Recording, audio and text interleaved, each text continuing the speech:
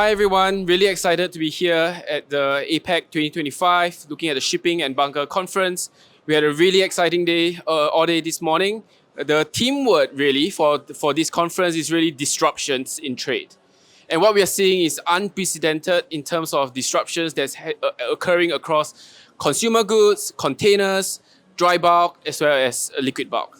So I focus on the liquid bulk, the oil flows kind of things.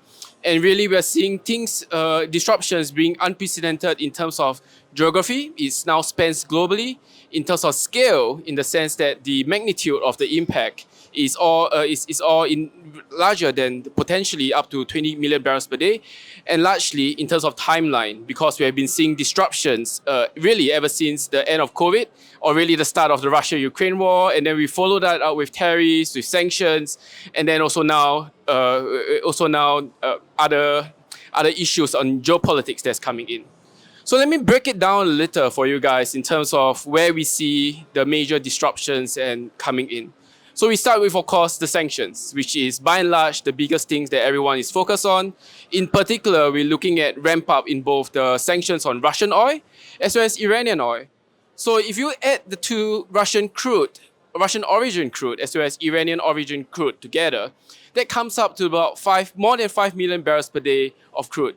While we may see that it's a bit odd because the world is actually trying to sanction more and more of this crude more tightly, because if you look at OPEC's spare capacity, that's really sitting at just under 5 million barrels per day and largely sitting with Saudi Arabia, Kuwait, as well as the UAE. So therefore, if the Western countries do really tighten the grip on Iranian as well as Russian sanctions, such that those oil do not flow out to the market, the complete taking away of this oil would have a big impact on oil prices and hence inflation, which is something that I think we can all agree President Trump doesn't really want. So that's on sanctions. And the next one that we want to look at is geopolitics. And here we are seeing tensions rising everywhere, and that hence is a big topic of discussion, particularly since overnight we saw Israel missiles strike the Hamas leadership in Qatar. So you can see that everything is really at the boiling point. And here in the past, since end of 2023, we have seen the Houthi attacks in the Red Sea. So that has disrupted oil flows significantly. If we compare what's the oil flows in the past prior to the attacks, they are coming at about 3 million barrels per day of crude and 3 million barrels per day of products. But right now, we are seeing flows averaging only just half of that. Another point of contention that we have looked at in recent months was the potential closure of the Strait of Hormuz. Here we can say quite safely that in our base view, we do not expect any prolonged closure to the Strait of Hormuz, even if tensions escalate.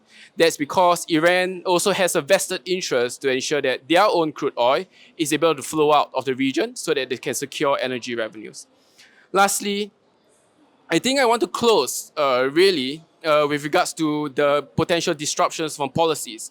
And this is something that's quite pertinent in the run-up to particularly going to October, because we are seeing two big policy changes that might rock the oil flow trade. One is on USTR 301, which is against the rising dominance of Chinese shipbuilding enterprise. And that's where US is looking, from October 14 onwards, to levy a port fee on tankers and vessels really that are Chinese owned and operated, and in Annex 1 and in Annex 2 level a fee on tankers that are Chinese built.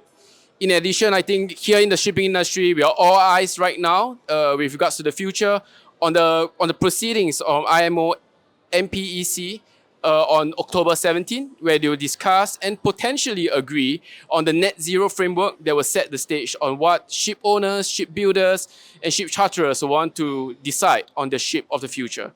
So yes, in a nutshell, disruptions is the word of the day of this conference, and we are seeing it across multiple, on an unprecedented scale, geographically, scale-wise, and on timelines. With that, I end. Thank you.